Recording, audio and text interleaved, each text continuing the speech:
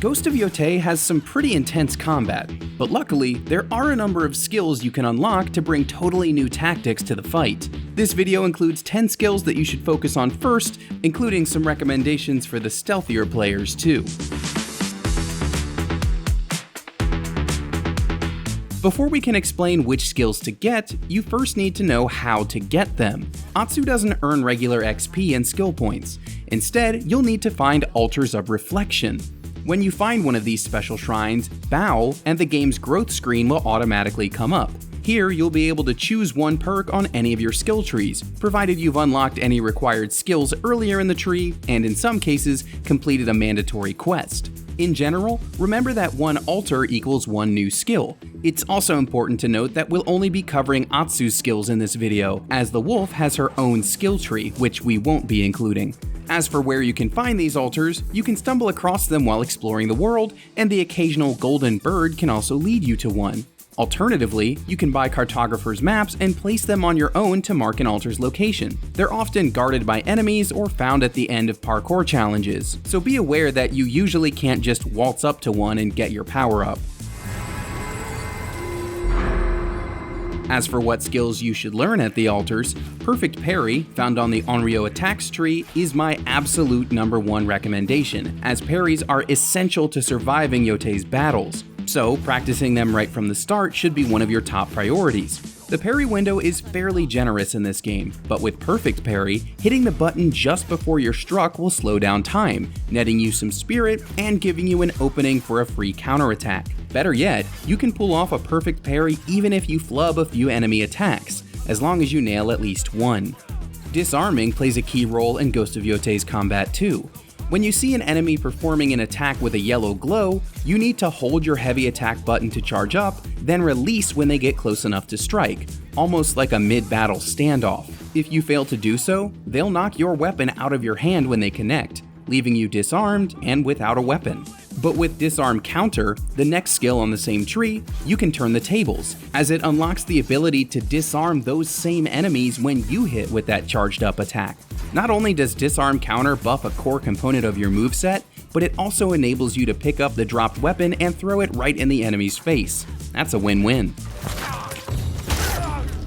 When you see Jump Kick on the skill tree, your first instinct might be to skip it in favor of some of the more quote-unquote stronger or powerful moves, especially since it doesn't work on the bigger brute enemies. But don't let this deter you, as this seemingly basic move can really help you out in a pinch. Jump kicking an enemy builds stagger damage, which is crucial for breaking their defensive stance at a minimum. This is especially important for anyone carrying a shield.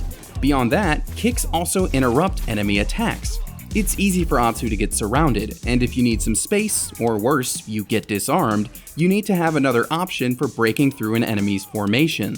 It's worth noting that the Yari Spear, which you unlock by visiting Sensei Takahashi along the coast of the Ishikari Plain, also features a similar effect with its Typhoon Kick ability. However, Jump Kick is still helpful for kicking with every other weapon. For all the Souls fans out there, you'll definitely want to unlock the basic roll that's found on the Onryo survival tree. While Atsu's standard dodge is pretty good, double tapping to roll is even better. Atsu's enemies love to surround her, so having the ability to roll away will give you some much needed breathing room. Plus, you'll need to stop, drop, and roll anytime Atsu catches fire, which happens a lot. This also pairs especially well with the disarming I talked about earlier. If you lose your weapon, you can just roll your way over to pick it back up. And if you're the one doing the disarming, well, that just means you can spear them with their own weapon even faster. Once you've unlocked the roll, we recommend grabbing Perfect Dodge, the next skill on the tree. This functions similarly to Perfect Parry. Dodge out of the way at the very last second, and you'll once again slow down time and set yourself up for a counterattack. This might seem redundant to Perfect Parry at first, but remember, glowing red attacks cannot be parried. Your only option is to dodge out of the way. With this skill, you'll create an opening every time you perform it perfectly. Stealth players rejoice, now's your time to shine. We have 2 recommendations from the Onryo Assassination tree, starting with Killer's Instinct. It can be hard to tell if a stealth kill will be seen by another guard, even when you're hiding in the tall grass, but this takes care of the problem. Unlocking it allows you to see a pulsing red outline on an enemy whose death would alert the others. Since you can't always determine their lines of sight, this is a great safeguard. Plus, it's a necessary unlock before you can grab my next recommendation. After Killer's Instinct, you'll be able to unlock Chain Assassination on the next node of the skill tree. Assassin's Creed players know what's up. With this, you can quickly assassinate 2 targets in a row when they're standing close together. Ghost of Yotei loves to leave pairs of enemies in your way during stealth sections, and your usual option is to throw an empty sake jar to distract them. Let's be honest, taking out 2 targets at a time is just way more fun. And now a little something for you ranged fighters out there. You can pick off enemies at a distance with your bow and other ranged weapons, and this next skill makes that even easier. Grab Concentration from the ranged skill tree, and you'll be able to briefly slow down time by clicking the stick while aiming. This helps in a few different ways. First, if you're trying to sneakily headshot someone, this will let you focus up and aim more confidently. Secondly, it allows you to slow down time if you need to pick off an archer in the middle of a melee fight. And if they're wearing a lantern, target that for bonus burn damage. If you find Concentration particularly helpful, you can continue grabbing the rest of the range skills on the same tree. These will enable you to slow down time for longer periods and even reduce the cooldown. While Atsu unlocks a variety of weapons throughout her journey in Ghost of Yotei, everyone starts with the same katana. With that in mind, we've got 2 core recommendations for your main blade. The first is Heavenly Slash. By spending Spirit, you can zip forward and interrupt an enemy attack.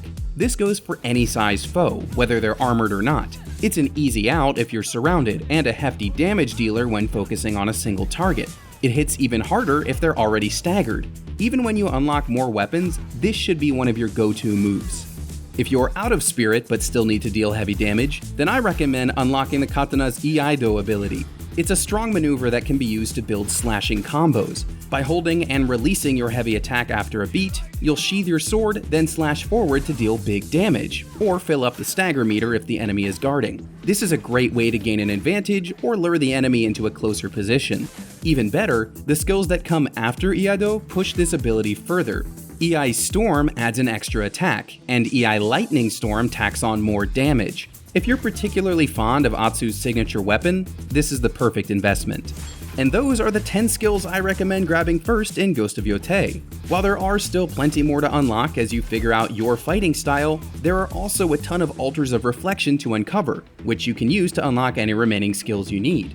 For help tracking down all altars of reflection, or any other tips you might need for Atsu's journey, keep it locked right here at IGN.